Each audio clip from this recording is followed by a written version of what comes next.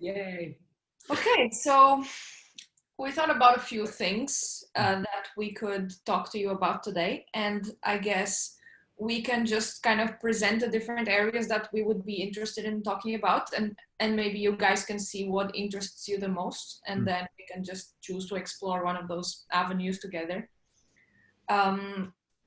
So one of the things is our recent experiments with forming crews. So we started by experimenting with a microsolidarity idea, and we didn't have any gathering, and we didn't start with a congregation. We just started playing around with inviting a few friends and starting with forming small groups of people. So right now we have 2 ongoing crews. And we're kind of trying how this goes. Some of them we knew before. Some of them we only knew them online, so not even we don't even know all of them face to face from previous meetings. So yeah, we're just kind of experimenting with that. We're very much focused on exploring ways to just connect with people and explore authentic relating and practice being vulnerable. Anything you want to add to this? That I guess we don't really have like a specific, it's not like a specific container or a project, so we're not even trying to aim to build a congregation out of it. It's really just to practice, because we felt that we don't have much experience of working in this setup.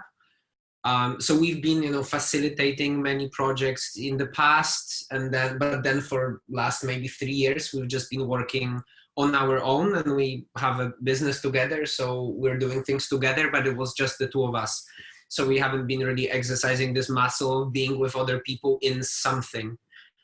So I guess, yeah, there's not really we don't really know where it's going to go. It's just to exercise and practice.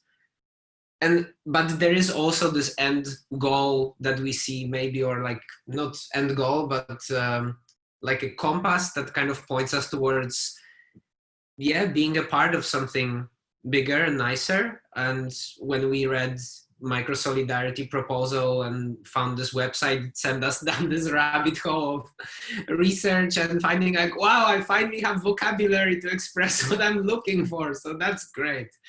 And I think I really love this idea of verbs, not nouns, and just like doing the thing. So that's why I thought, okay, let's not overthink this and try to design a perfect congregation. Let's just like create a pod and start seeing what can happen. Yeah, so we started kind of the other way around. We first are starting with crews, and yeah, we're just really exploring with formats, and we're telling people, look, we want to spend some time with you, see what we can do together, have fun, connect with each other, build intimacy, and we're just really seeing how that goes. So that's one part of it. Yes. The other part is our business. So we have a business based around personal development, and this kind of first, let's say, anchor point is journaling. So just exploring personal development via journaling.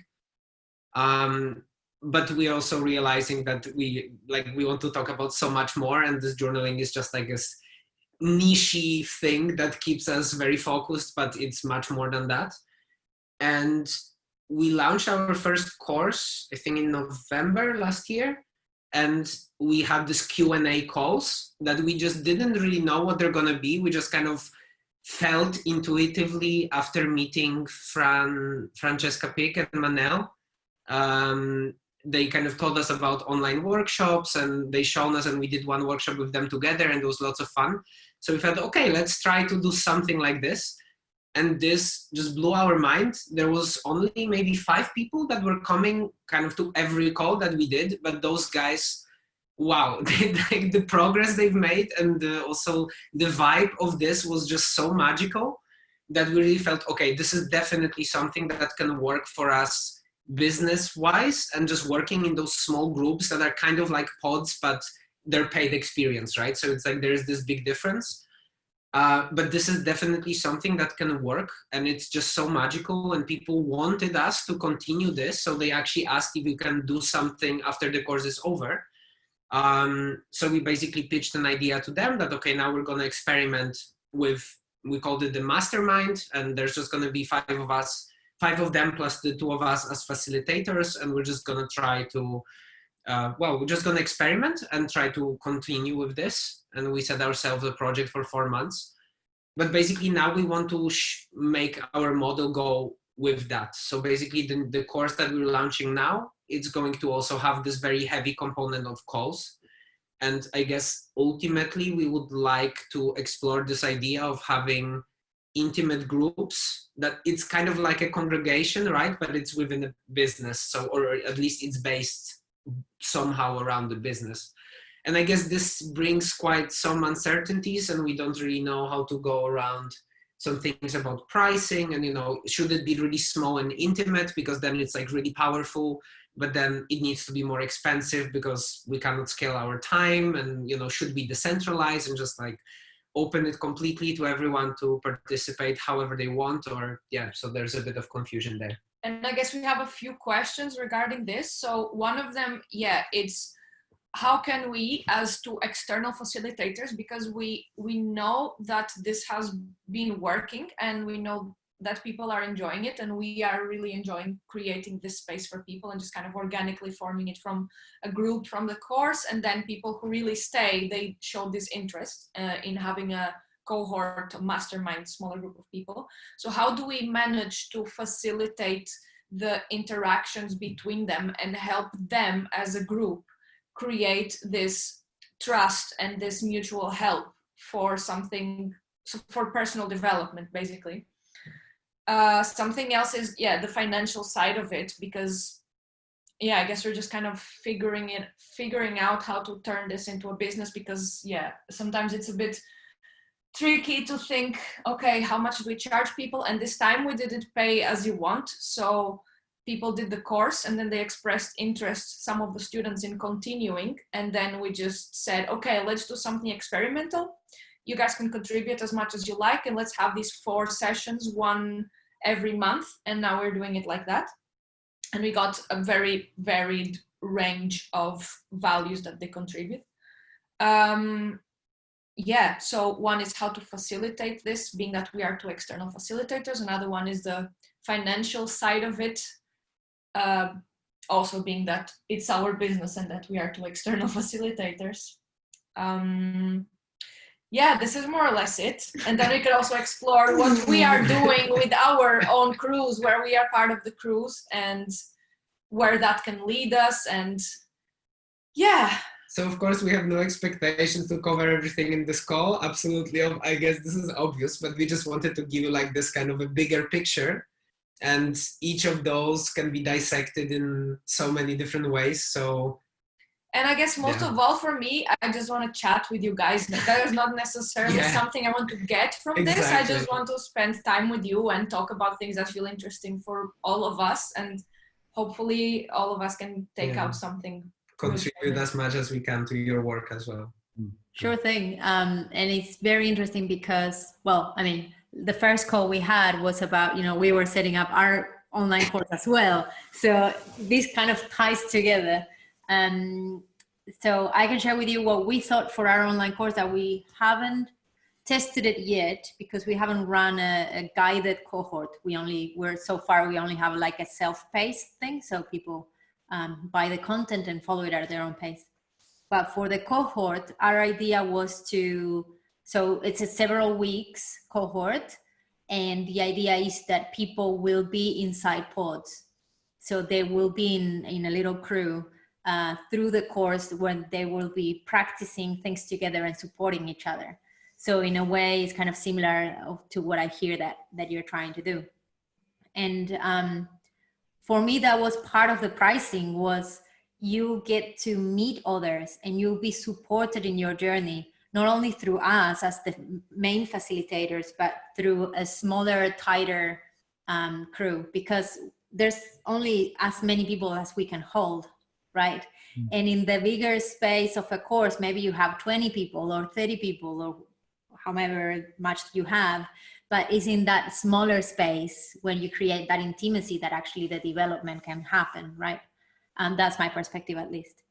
So from that sense, I think you can still price it as the whole journey is you're learning things and you're also being supported with you two and with the crew. Then it's like, how do you set up those crews? That's like another level to it. We haven't really, well, we had some ideas, but we haven't really put it in practice. So I don't know. Can you tell me more about what values are at play when you make a pay what you can or pay what you like price? Like why did you choose that? Why did we choose that? Yeah, what are you hoping to achieve by having that? You know, because it's quite an unusual transaction. I think it's because it was for the student who already experienced the calls before. So our thinking was they know the value of it because they experienced it. Because it's very different when you're trying to communicate the value of this experience to someone who never experienced this, because then just like, you know, it's different. So we knew that they loved it because they just told us and they wanted more. So but then we also felt we don't feel comfortable giving a set price because it would kind of have to be expensive to, you know, just kind of make sense. But because it's such an intimate experience, but then, yeah, we just thought it's better because it's an experiment. And we also didn't want to pretend like we know how to do this. And what we wanted to get out of it is not really the financial aspect of it, but just to have the experience of putting those 5 people in one space where there isn't a course anymore because the course is finished, and they actually came from 2 different courses. So we were running 2 parallel courses. So there was 2 people from one and 3 from the other. And just have this experience. And we also wanted to check what will be the values they contribute, just to have a sense. We wanted to see how much they value this, and also because it's the first time we're doing this in this module. So we wanted to assume that this is an experiment and just tell them, okay, guys, let's do this together. Let's see how it works. And in a way, it doesn't bring a lot of expectations and gives us freedom to experiment. So it was kind of a little bit of all of that. And the other bit is, can you tell us a little about your context? Like, are you in a position where you really need to be selling stuff and making money, or else you're going to be in trouble? Or are you in a position where you've got the freedom to kind of do work for free for maybe a few months? And, you know, like how kind of urgent is the income need? We would like to be making income right now because this is our main source of income, is our business. And right now it's our online courses. So this is pretty much it. Like we have, you know, a little bit of financial stability, and we have some cash to flow for some months, maybe. Also, we live in a place where it's quite cheap to live. But yeah, this is like, that's the only thing we do. So again, now we have this new course that we're launching. So it's going to be, again, something different because it's to the new kind of people who haven't subscribed yet. So we kind of changed everything and like put a new landing page and changed the course also. Now it's more heavy on those interactions. So yeah, there is some degree of pressure also financially. We cannot like continue working for free for infinite or like foreseeable future. Yeah, and it's the new course, then you're already incorporating the idea of people being in crews. Yeah. So you already thought about it, and it's part of the pricing model. Yeah. I mean, we didn't introduce it as crews. We're just basically not expecting to have more than, well, we're aiming, you know, if we can have 20, 25 people enrolled, we're super happy with that. We're not really expecting to have much more because of, you know, how big our audience is, what is the pricing and all of that. And with this kind of group, we still feel like we can hold this amount of people and create this intimacy, even if it would be different with a bigger group of people. But we've been exploring quite a bit with online calls and how to, you know, also that's what we're using our current mastermind for, just to try different formats, see what works. Yeah. But it's still the idea that you're going to basically encourage people to be in smaller groups to do the work. In the course. Yeah. In the new course. Because you can have 25 and be doing everything all the time together, or you can put them in groups of 4 or 5 and then they'll be doing a lot of the work internally in a way. So the way how we've been thinking about it so far is the course itself would give the kind of content part, and the calls would be more like practical exercises and connection in small groups. So we wouldn't like call them necessarily pods and you are always with those people, you are always with those, but we would be always using breakout rooms. Potentially, we haven't really thought if it should be always the same people or not. And there also would be like Discords to just communicate between. Yeah. So yeah, the idea is that I guess they work as a group of 20, but we would naturally try to weave the smaller groups just to create this intimacy level that at the group of 20 is maybe hard to do. Yeah, and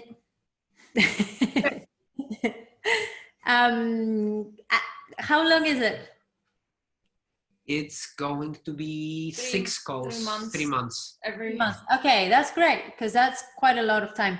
I just wanted to share an experience that I had with a course that I was taking, where basically we were 20 people, and on the calls, we had some work, like some homework to do. It was only 4 calls, so 4 weeks, and we had some homework to do, and then on the calls there was some content delivery and some practices and things. So we will always practice in smaller groups with different people. But after the second call, they asked us to form a small group of practice. So by then, through the practices that we had done, we knew quite a lot of the people.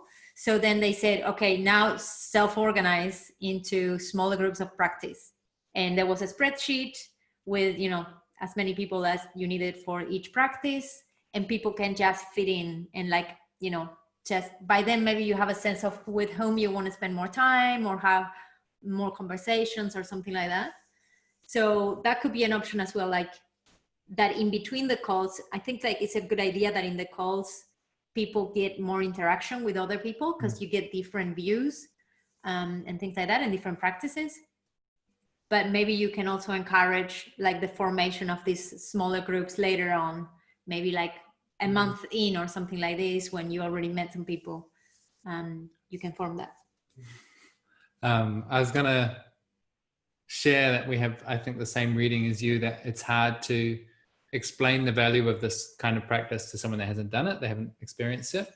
And so it definitely makes sense to me to sell someone a course, like you're going to learn these skills and we've got expertise and we're transferring it, and that's the thing that you're purchasing. And I get this sense as well of, use the large group to remix and have it like a dating pool where people get to meet lots of different people and have many experiences.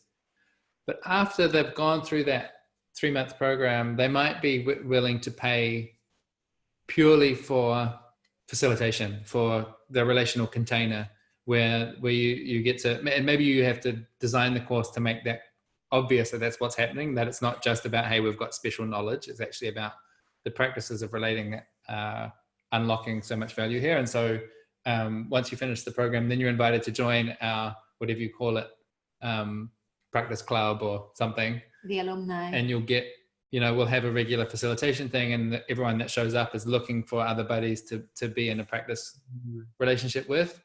And sure, you can start by facilitating some of the crews yourself, but you shouldn't have to do all of them. Like I suspect you could potentially, I think it's worth an experiment to have something like a membership fee, like a monthly fee to be part of this club, and people can start self-organizing and hosting each other, and like, so long as you have like a monthly call or something where people feel like you're doing some work, and like feeding some energy into it, they might be willing to pay, probably not a huge amount, but maybe enough, like a little kind of trickle.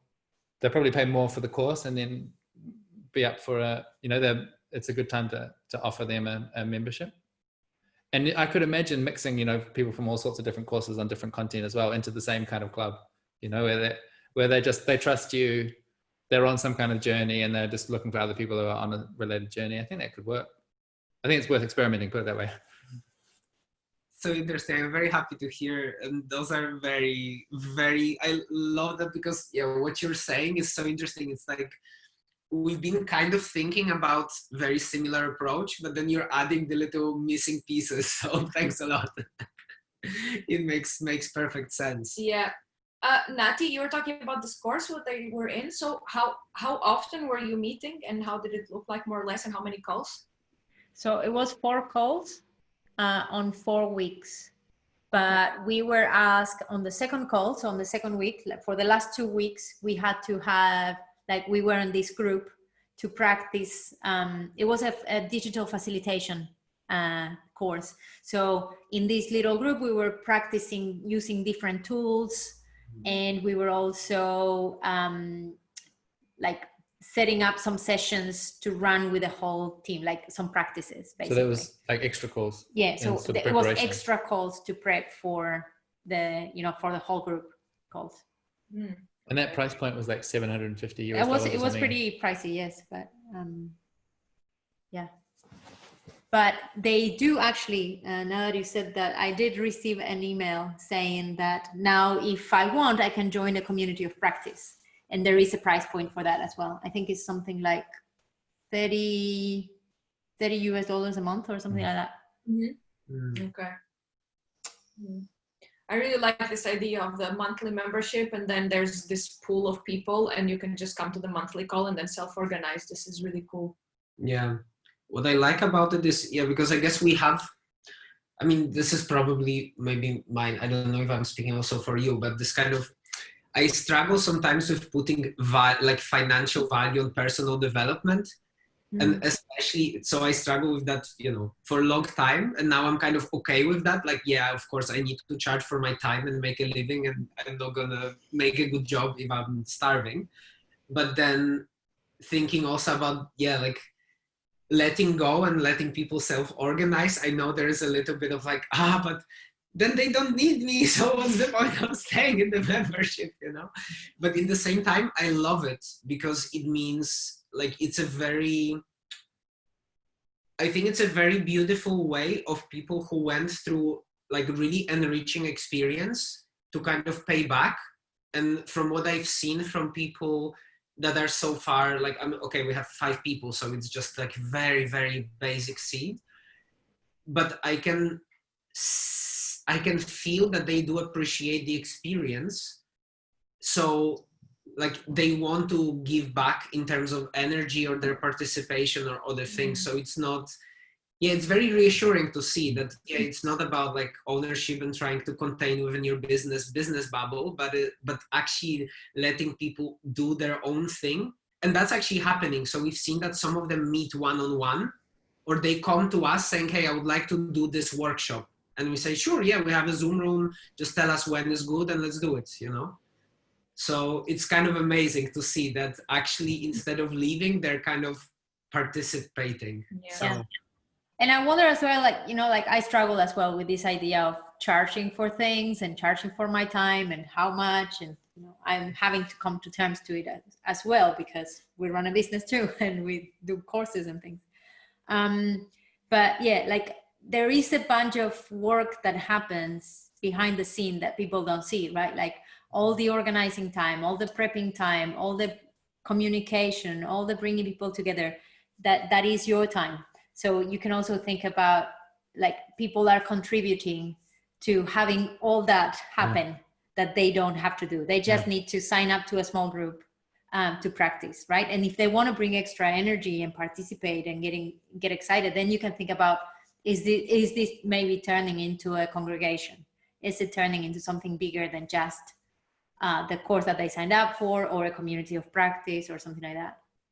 And there's a space as well where you can bring different practices. So you can, just always be feeding back into the team. Like, this is what we learned. This is a new practice, holding space for those practices to happen. There's a modeling when we talk about, growth and development. For us, there's a lot about the modeling that we do as facilitators. How do we show up in the space, and how do we hold space? And it's really hard to say you're learning something here, because it's, it's not explicit, but it is. Yeah. People are learning through it. Yeah. So it's kind of like saying, I'm going to make a romantic gesture. Like if you say that, it's not romantic anymore. But to the trained eye. Yeah. Makes perfect sense. I was going to say on this question about charging money and is it valuable and stuff. I think if you do an excellent job with the communication, just the simple stuff of like, this thing is happening at this time and this is what you need to know, and like if you provide that immediately a lot of people will recognize like I'm getting something valuable here because I'm being really well hosted, and that you bring your really best intentions and your energy and your preparation to the monthly call, and people will feel that too, like you've really thought about this and you're prepped, and it's not like you just, oh, I'm doing this thing now. Like if you show up with that kind of presence of mind and readiness, and yeah, if you give people some inspiration once a month, like people will feel like they're getting value, and it's easy enough for you to do that. I think just so long as you find for yourself what are these kind of minimum blocks that I really need to do well, and then if you're ticking those boxes every week or every month, then like, okay, this is working, and it might have to be clear for yourself about what's in those boxes. I have a question though, beyond the business model and this, like, is there, and maybe you said it and I forgot, my brain's a bit tired, but is there a need as well for you to find your congregation or to build your congregation out of these people that are coming to you and they're doing this process? Is there something in there?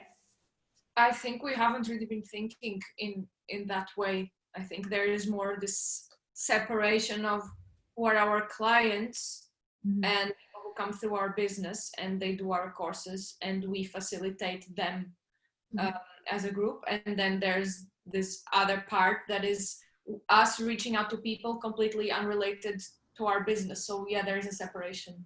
So this is kind of how I think about that. And this also brings some kind of like a fair degree of confusion, I think, in some way. Like I guess in ideal world, it would be super nice to have it as one thing, so it's existing within something that is already the same people exist. I don't know, like a network type of thing, right? Like a congregation type of thing. But for now, we just haven't even started getting there. Like it's still two separate pillars. So one is our search for where do we belong, or what is the congregation we want to join or start or participate in some way, and the other is the business side.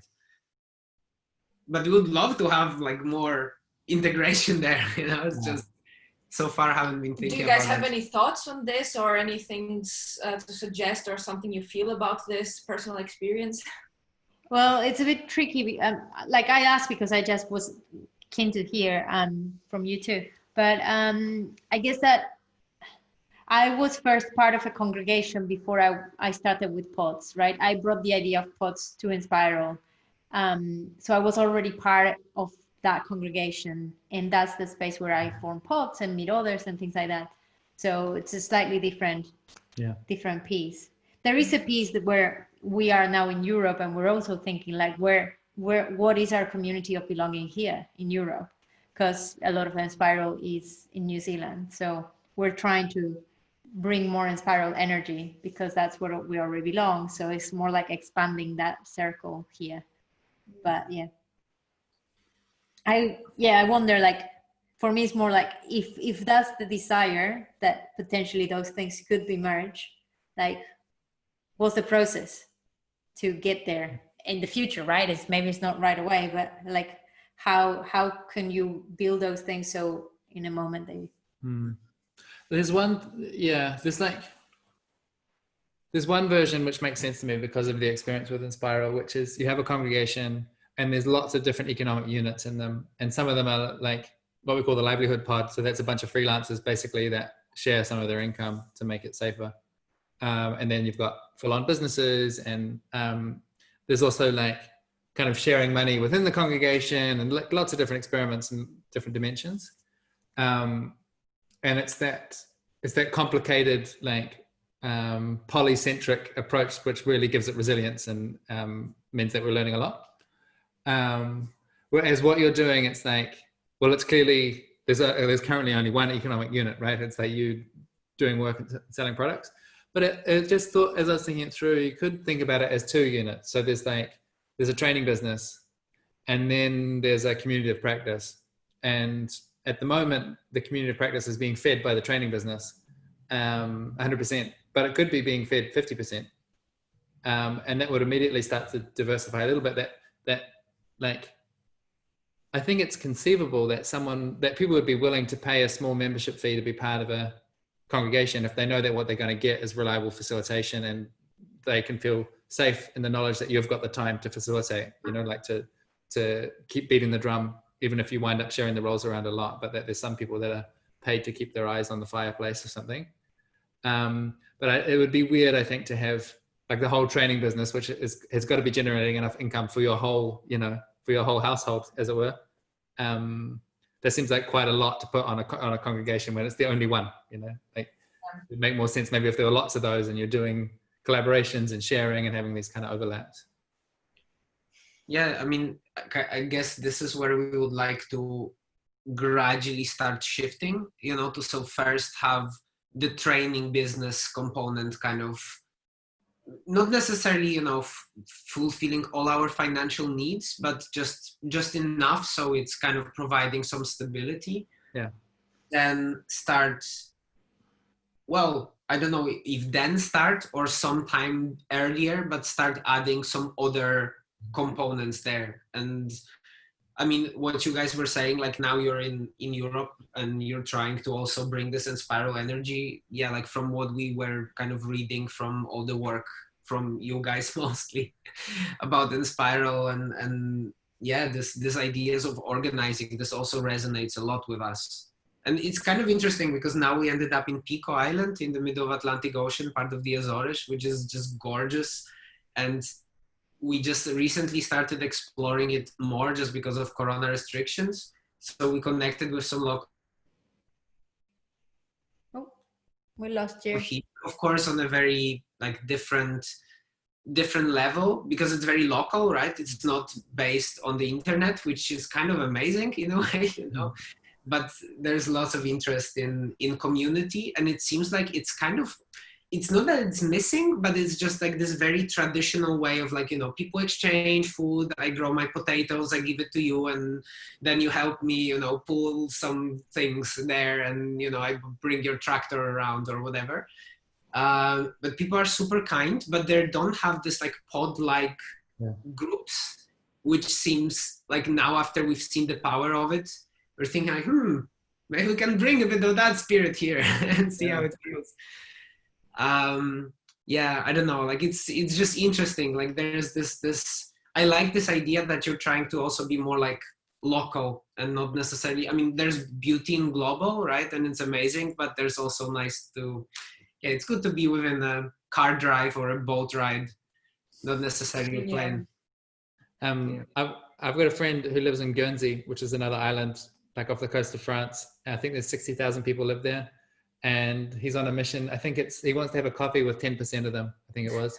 So like he's really like, he's got an amazing big heart, big vision, very, very deep and very funny. And he's really like trying to activate the whole island. So I would really love it if you met him, because he'll really inspire you with like approaches you can take with that the local development. That's very like infectious and fun. Is captain of fun. The other thought that I had on the money stuff is when you think about the people that you've invited so far into the first two crews that are sort of like, whoa, we're just practicing. If you think about their character, are they the sort of people that maybe this year or next year that they would be starting their own sort of freelance or little businesses and could be interesting collaborators, and that they could become this financial dimension to the solidarity, because I noticed on the paperwork, you said something about emotional proximity, I think. So it was like, it's in the relationship space and there's nothing about the economics, I think. But do you think that they'd be open to the economics piece? I think so. Yeah, some of them. I mean, again, we haven't talked about it, but I have a feeling that, this is actually possible. Cool. Well, with one, I had this explicit conversation, and like we both kind of felt similarly, like, wow, that would be interesting and definitely something to explore further. And with others, I think it's just basically feeling it. But all of them either have businesses or want to start one or work in some kind of doing some meaningful work in some kind of business somewhere. So like there is big resonance in terms of the work we're doing, even if it's sometimes very different, but actually there is a big common ground. So I think there is potential for that for sure. Maybe. And the content of the conversations that you're going to have as a crew, like, do you have a sense of, is there a balance between sometimes it's going to be sort of emotional, relational stuff, and sometimes they could bring a work project that they want insight on? For now, it's very much on the personal side, but there's different, we're trying with different kinds of interactions. So for example, with one crew, we have this model where it's just, basically it's very free in terms of topics. We just, every second week we come together and we have like an hour and a half, 2 hours, and then every person has a specific amount of time to share and hear from others. So it's just kind of like a sharing circle with some feedback. And then with another crew, we have specific topics that we discuss, and not just topics, but for example, we're going to have one session that's dedicated to just playing authentic relating games, and then talking about vulnerability. And it's different with this one is particularly focused on emotions. The other one, because it's open, and what we've noticed is it's usually kind of half. Yeah. So 2 people bring more personal things and 2 people bring more work related things, but they're not doing talking the same about thing. But we're not working on one project together with any of those. We're just very much exploring interpersonal relationships. That's cool. For me, it's really, it helps to kind of weave that, like, look, if you imagine in the long run, all these opportunities about shared finances, it's like, okay, what are the steps between here and there? And having some shared context about each other's work life and aspirations and what challenges they face and how you can help each other, all those sorts of things, they kind of set some of the, and you know, you're testing, how do we actually feel? Like, do we want to, you know, as it were, invest more in each other? Yeah. You can kind of feel that out gently without having this kind of intimidating goal of like, we're going to share all of our money. Or yeah, sure. I really feel that way. I really feel like what's most important for me right now is to practice, first of all, how to be vulnerable with other people. I realize that I have so much to learn in that field, and just kind of go slowly with the intention of getting to know each other and opening up to each other. And I feel like right now I'm very happy with this. And we feel for the 2 of us, this is really what makes our relationship as partners in business and love so resilient, that we've just done so much like work on emotional proximity and vulnerability and openness that now it's so easy to navigate any kind of conflict, either personal or work related. It's just like super easy. So it seems to make sense to start with this before adding a project into the mix. Yeah, for sure. Although there are people, and I maybe I'm changing now, but for a long time, I found it easier to get to that proximity by doing a project. You know, like I find it much easier to talk to my dad in a meaningful way when we're like building a fence together or something, rather than sitting at the table with a beer. Like there's this kind of like, when we're hands are busy, somehow that opens me up, and I think with him as well, you know. So there is a room for that, doing practical stuff kind of as an excuse to get to the relationships. Yeah, for sure. As you mentioned this, I also realized that it's also true for me. It depends on the relationships and depends on the circumstances very much. As an end goal, it's just like a wild dream. In some years, I'd like to have a sailboat and do some crewing there. Like imagine, cross the Atlantic with 10 people, and then you can do some intense sailing experience while doing personal development. It's like, we need to link you with our friends. We have a skipper. He would love you. He would love to be the captain of the good boat, Microsolidarity. Do you sail, or is this a goal to learn that as well? I have all my papers, still not enough experience. It's kind of funny that people get driving license for sailboat after like few hours on sea. And it's like, hey, now you can cross the ocean, but maybe you shouldn't. We'll send you, we'll send you, maybe if we find the TED talk that Sandra did. Oh yeah. So Sandra and Lucas, they're part of Inspiro. They're Brazilians and they travel by boat around the world for 3 years. And that's how they arrived in New Zealand. And, With 2 babies. With 2 babies. Nice. But one was pretty much born there. But yeah, she runs programs as well for self-development and for people to find what they want to do, like in terms of passion for their work and things like that. So I think you probably find a lot of resonance with what she shares. They're like us, but a bit more mature and successful. Pretty much. I think Lucas will love to hear that. Yeah. I love the idea of doing it on a boat, because a boat is it's an independent nation, you know. It's like people have their own expectations about. It's like a fresh set of expectations, and it's life or death as well. So the stakes are really high. And you have to be there because there's nowhere you can escape. You just have to make it work. You just have to work through it. Yeah. Yep. So much to share about boats. So, okay, it seems like we have quite a lot of material to think about. So where can we take it from here? We have 13 minutes, I think, from the time. I'm not strict about the time in this conversation. No. Well, eventually I like to eat. That's the only thing. Yeah, we'll eat at some point. I'm curious, as you think back on what you had in mind before we sat down to talk today, you know, were there any sort of burning issues or uncertainties or, you know, questions that you've been losing sleep about or anything like that you want to bring in?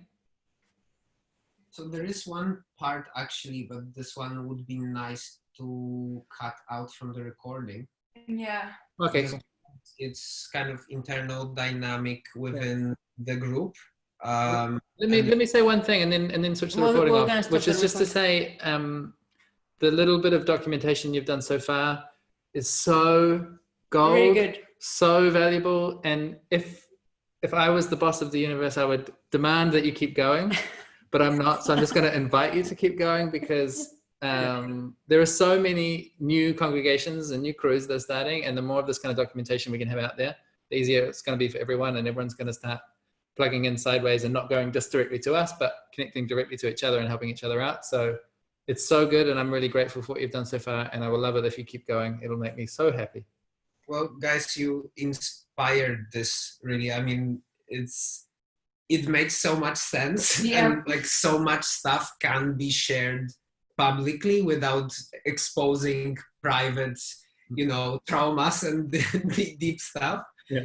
It's so helpful. So yeah, thanks a lot for showing us that this can be done, and actually it makes so much sense. We also feel like we learned so much from how you are documenting things in Inspiro and microsolidarity, and also learning how to document collaboratively, because it's usually, I feel, resistance to like taking notes, but when it's everyone doing it and everyone is adding whatever comes to their mind and whatever they feel like is relevant, it just makes it much easier. So we're enjoying the process very much.